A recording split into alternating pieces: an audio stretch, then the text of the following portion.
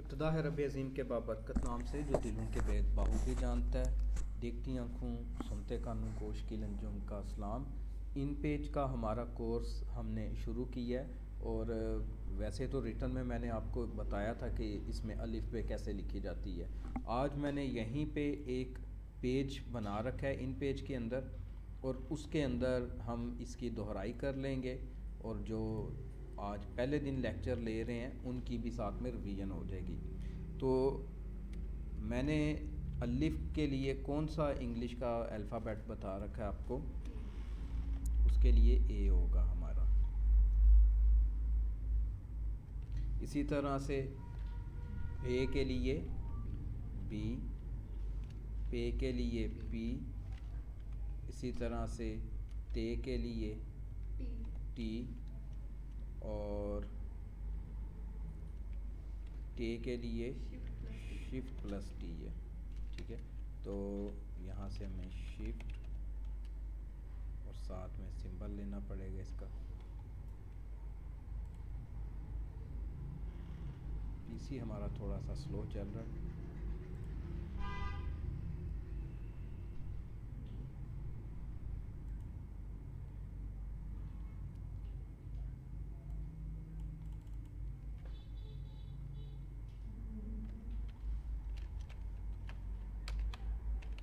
Shift और साथ में सिंबल हम यहाँ से ले लेंगे, क्योंकि ओरली तो मैंने आपको बताया हुआ है कि किस तरह से लिखा जाएगा। तो प्लस का सिंबल साथ लेंगे क्योंकि ये शॉर्टकट की है शिफ्ट और साथ में हमने टी दबानी है। तो इस तरह से हम अपने जो इन पेज है उसके अंदर टे लिख सकते हैं।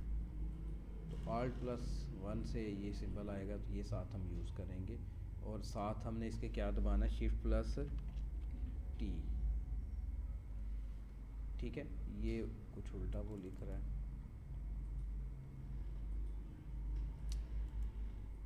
कुछ इस तरफ को कर देते हैं इसकी। और इसी तरह से के लिए हमने क्या दबाया था, शिफ्ट और साथ में क्या था, सी।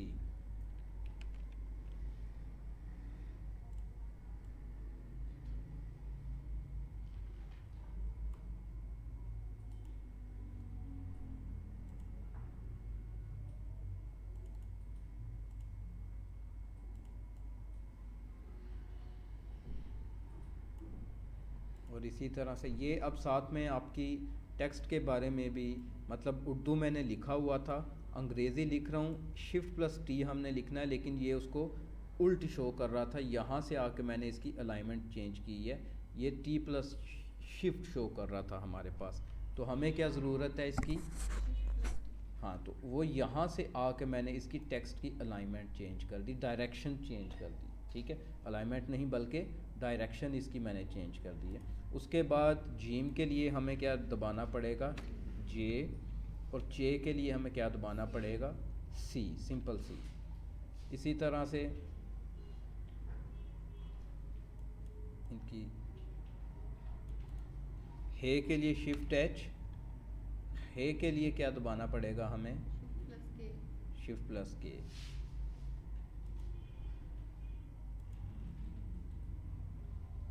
ये आई थिंक कि कोई थोड़ी सी प्रॉब्लम इसको पेश आ रही है जिसकी वजह से रिकॉर्डिंग भी स्लो है।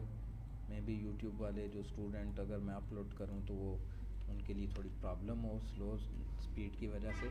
तो दाल के लिए हमें डी दबाना है और डाल के लिए shift D, shift plus D. और इसी तरह जाल के लिए शिफ्ट प्लस जी, और रे के लिए आर, और रे के लिए शिफ्ट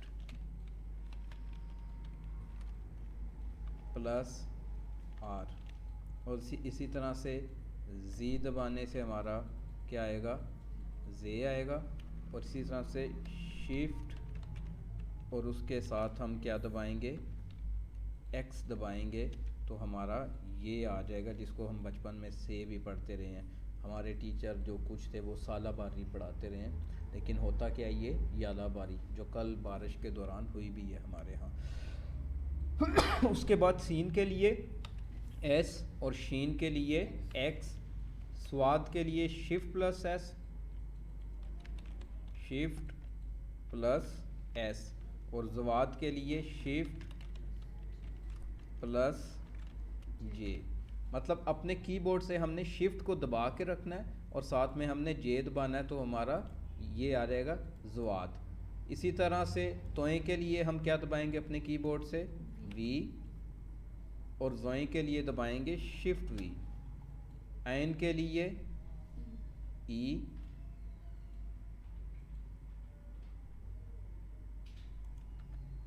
और इसी तरह से गैन के लिए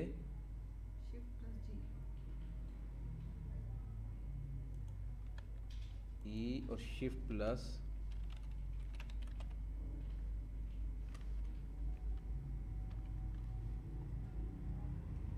जी। फे के लिए क्या दबाना पड़ेगा कीबोर्ड से हमें, एफ, काफ के लिए क्यू, और क्याफ के, और ग्याफ के लिए जी, लाम के लिए एल, मीम के लिए एम, नून के लिए एन, और इसी तरह से इससे आगे हम अगर बढ़ें तो वाव के लिए हमें डब्ल्यू दबाना पड़ता है अपने कीबोर्ड से।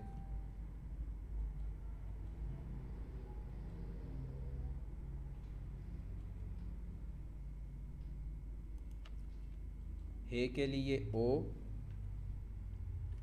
हमज़ा के लिए यू, छोटिए के लिए आई, और बड़िए के लिए वाई। इसी तरह से अगर आपने अलिफ मद्दा लिखना है तो एक तरीका है कि अपने कीबोर्ड से शिफ्ट दबा के तो बैक स्पेस की के साथ प्लस का जो सिंबल है डायरेक्ट इसको दबा दें तो अलिफ मद्दा आ जाता है आपका, ठीक है। तो उसको मैं यहाँ पे लिखूँगा, शिफ्ट प्लस प्लस का सिंबल होगा, ये साथ दबेगा इसके। और इसी तरह से अगर आपने इसके ऊपर शद लेके आनी है तो शिफ्ट प्लस माइनस का जो सिंबल है, ठीक है। पहले ए दबा लेना आपने अगर इसके ऊपर लिखना है अलिफ के ऊपर, ठीक है, ए प्लस शिफ्ट प्लस ये। इसी तरह से अगर आपने इसके ऊपर पेश डालनी है तो पेश डालने के लिए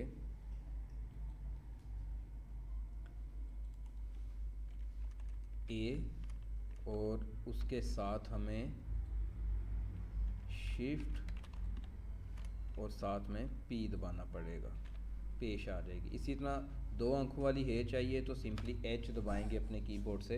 तो इस तरह आप उर्दू के जो अल्फ़ाबेट हैं वो लिख सकते हैं अपने फ़ोनेटिक कीबोर्ड को इस्तेमाल करते हुए। एक और चीज़ याद रखनी है कि अगर आपने अभी अभी अपने कंप्यूटर पे इन पेज इंस्टॉल किया है तो आपको भी आप यहाँ पर अलिफ लिखने के लिए ए दबाएं, लेकिन ये काफ लिखे। ये 2 अंकों वाली काफ होती है, क्या होती है, क्या होता है ये, काफ होती है, ठीक है। अब यहाँ पर आप आएंगे फर्स्ट टाइम तो यहाँ पर हो सकता है कि मोनोटाइप हो और जब आप यहाँ पे टाइप करें ए दबाएं तो यहाँ पे क्या लिखा जाए, ठहर जाएं उर्दू में कर लें इसको, तो ए दबाएं तो यहाँ पे क्या लिखा जाए, काफ। तो उसके लिए हमें क्या करना पड़ेगा, एडिट प्रेफरेंसेस, और यहाँ पे जाके कीबोर्ड प्रेफरेंसेस में हमें फोनेटिक कर देना है, और अब आप अगर ए दबाएंगे तो अलिफ ही लिखा जाएगा। तो ये इसके अल्फ़ाबेट्स के बारे में था। इसी तरह से आपको मैंने ऑलरेडी बता रखा है कि हमारा जो इन पेज है ये उर्दू लिखने वाला सॉफ्टवेयर है। जैसे अंग्रेज़ी का MS word, English word processor है, इसी तरह उर्दू का वर्ड प्रोसेसर क्या है, इन पेज है।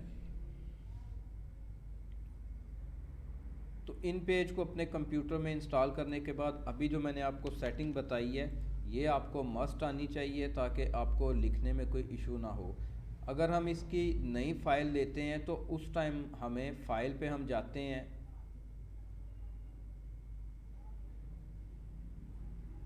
और न्यू पे जाके हमने क्लिक कर देना है। जैसे ही आप न्यू पे क्लिक करेंगे तो एक छोटा सा यहाँ पे डायलॉग बॉक्स ओपन होगा या एक विंडो ओपन होगी, जिसके ऊपर हमें हमारा जो डॉक्यूमेंट है उसके जो भी फीचर्स होंगे, उसकी जो करेक्टरिस्टिक्स होंगी वो मिलेंगी। पेज हमारे पास इस टाइम ये हमें दे रहा है A4 साइज़। तो आपको मैं पेज साइज़ MS वर्ड में पढ़ा चुका हूँ, अगर किसी ने नहीं वो क्लास ली तो यहाँ आई बटन में मैं दे दूँगा यूट्यूब वाले स्टूडेंट्स के लिए, तो वो वाली क्लास देखें ताकि आपको पेज साइज़ पता चल जाए। लेटर A4 और लीगल 3 पेज साइज़ होते हैं। इसी तरह विथ और हाइट है, यहाँ से आप अपने पेज की विथ और हाइट दे सकते हैं। ओरिएंटेशन क्या है, हम अपने पेज को किस सिमत में इस्तेमाल करते हैं, तो ये भी जो आई बटन में मैं MS वर्ड की क्लास दूंगा वहाँ पे भी इसका जिक्र है, और यहाँ पे भी आप इस बात को अंडरस्टैंड कर सकते हैं। मिसाल के तौर पे ये अब किसी ने प्रिंट दिया था, तो ये बेसिकली पोर्ट्रेट प्रिंट था, लेकिन ये लैंडस्केप सेलेक्ट हुआ था हमारे कंप्यूटर में, और लैंडस्केप की कोई कमांड देता रहे तो उसका नुकसान क्या हुआ कि इसका ऊपर वाला हिस्सा भी नहीं आया, नीचे वाला भी नहीं आया, बस वो जो आ सकता था लैंडस्केप में वो आ गया, बाकी वो जो हिस्सा था, अगर ये पेज इस तरह होता तो फिर वो प्रिंट आता। तो ये पोर्ट्रेट होता है ये वाली साइड, और ये वाली कौन सी होती है, लैंडस्केप। ये याद रखना है आपने। ये जिसने किया प्रिंट उसको ये टेक्निकल बात शायद जहन में नहीं थी, जिस वजह से ये 3-4 पेपर ज़ाया हो चुके हैं और फिर मुझे ही ये प्रिंट निकालने पड़े। तो यहाँ से लैंडस्केप यानी ये वाली इस तरह से इस सिमत में, और अगर पोर्ट्रेट करेंगे ये वाली तो फिर इस सिमत में होगा आपका पेज। इसी तरह आपने कितने पेज लेने अपने डॉक्यूमेंट में आप यहाँ से पहले से ही दे सकते हैं। और इसी तरह से मार्जिनस, तो मार्जिन आप जो लोगों को पता है कि जो हाशिए हम अपने पेज के साइडों पे लगाते हैं वो क्या कहलाते हैं, मार्जिन कहलाते हैं। यहाँ पे ज़ाहिर लाइनें तो नहीं लगाई जाती, ऑटोमेटिकली छोड़ी जाती हैं, और फिर वो हिस्सा जो है हमारे प्रिंट में भी आता है। जैसे इसके ये आप कह सकते हैं जी मार्जिन है, दोनों साइडों से ये वाले खाली जगह छुट्टी हैं, बीच में डॉक्यूमेंट है, तो इसके 2 ही मार्जिन।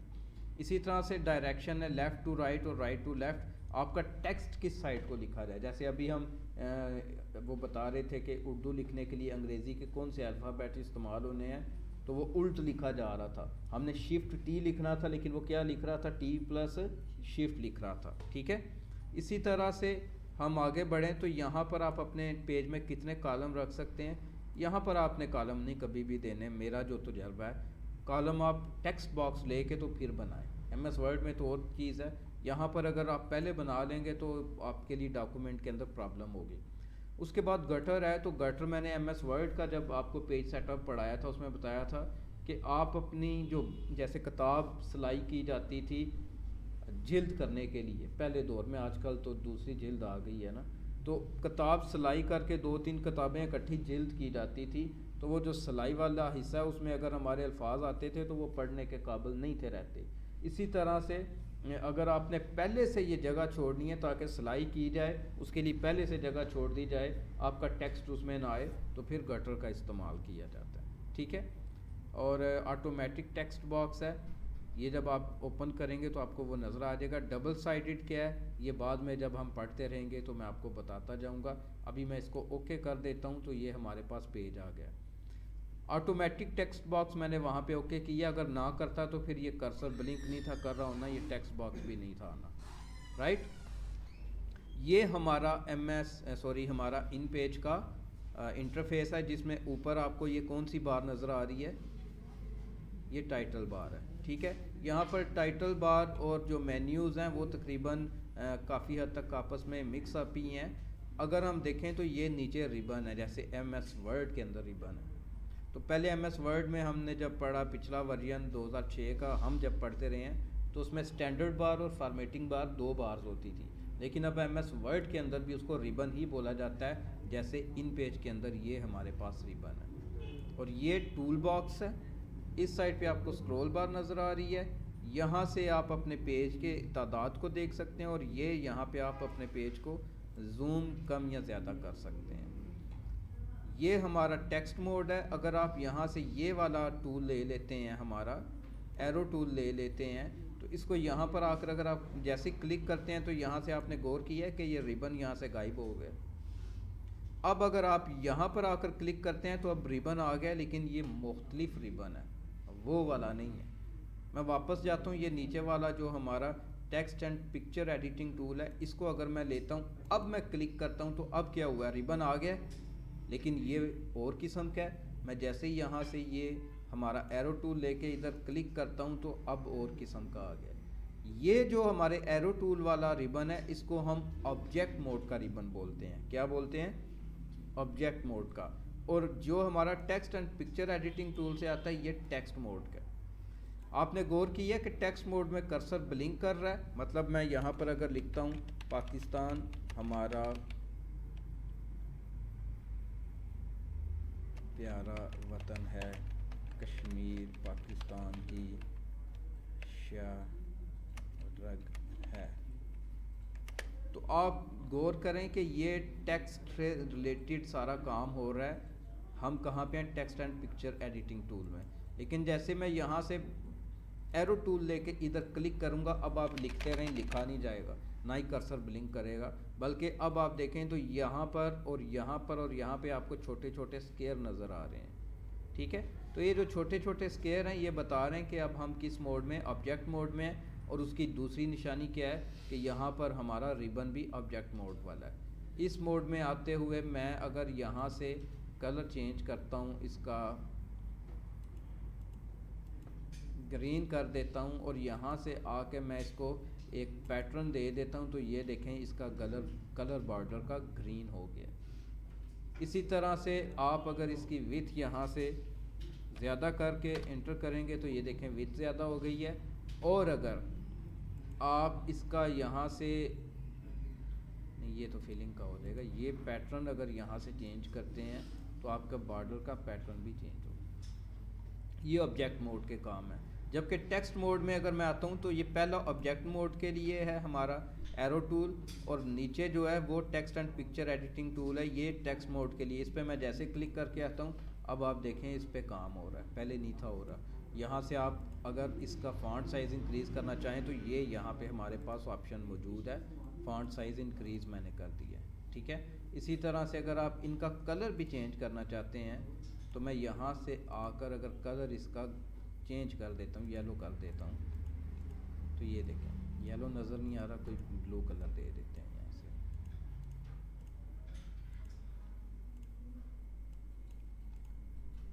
तो टेक्स्ट मोड और ऑब्जेक्ट मोड दो अलहदा से मोड हैं इसके अंदर। यहाँ तक समझ आ गई है आपको? टेक्स्ट मोड में रहते हुए मैंने कलर इसका चेंज कर दिया यहाँ से। जैसे मैंने कलर चेंज किया MS वर्ड में, जैसे हम फ़ॉन्टें तब्दील करते थे, हम यहाँ पर आकर इसकी कोई भी फ़ॉन्ट दूसरी करते हैं तो देखें फ़ॉन्ट भी तब्दील हो जाएगी। ये सिस्टम स्लो चल रहा है, इस वजह से अभी वो अप्लाई नहीं हुआ। तो यहाँ से मैंने असर फ़ॉन्ट इस पे लगा दी पहले हिस्से पे, अभी अप्लाई हो जाएगा थोड़ी देर में। इसी तरह एक पूरी फहरिस्त है, जैसे MS वर्ड के अंदर हमारे पास मुख्तलिफ़ किस्म की फ़ॉन्ट्स थी। जैसे हम उर्दू लिख सकते हैं, इसी तरह से अंग्रेज़ी भी लिख सकते हैं, जैसे अभी थोड़ी देर पहले मैं लिख रहा था। ठीक है, तो सिस्टम थोड़ा स्लो चल रहा है, इसलिए मैं अभी का लेक्चर यहाँ पे इसको आज क्लोज़ करता हूँ। और मुझे उम्मीद है कि आपके पास जो मैंने आपको लिखी हुई दी थी इसकी इन पेज की उर्दू, वो आप आसानी से अब लिख सकेंगे जैसे मैंने अभी लिखा है। तो यहाँ पर आपको अगर जो अलिफ बे मैंने वैसे बताई है वो इसके अंदर से देखनी हो तो एडिट में जाके प्रेफरेंसेस पे जाके, तो वो जो हमने वहाँ पे जाके फोनेटिक किया था, वहाँ से जाके भी आप इसको चेक कर सकते हैं।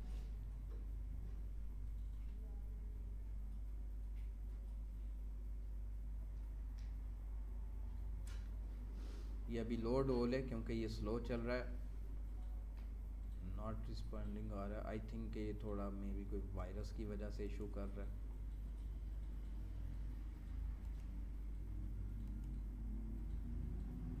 ये देखें फ़ॉन्ट इसकी चेंज हो गई है।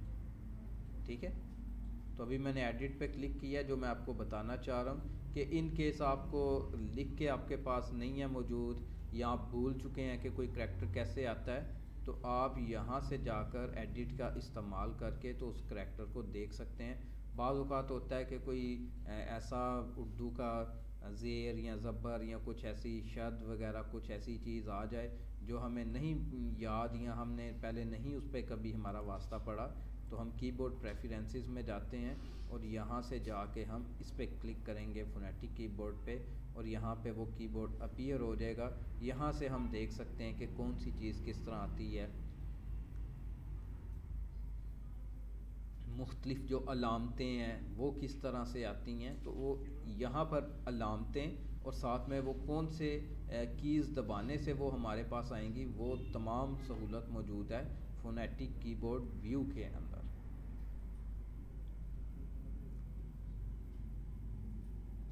तो ये आस्ता आस्ता अपीयर हो रहा है। यहाँ नीचे वो सारे के सारे करैक्टर हमारे पास मौजूद होंगे।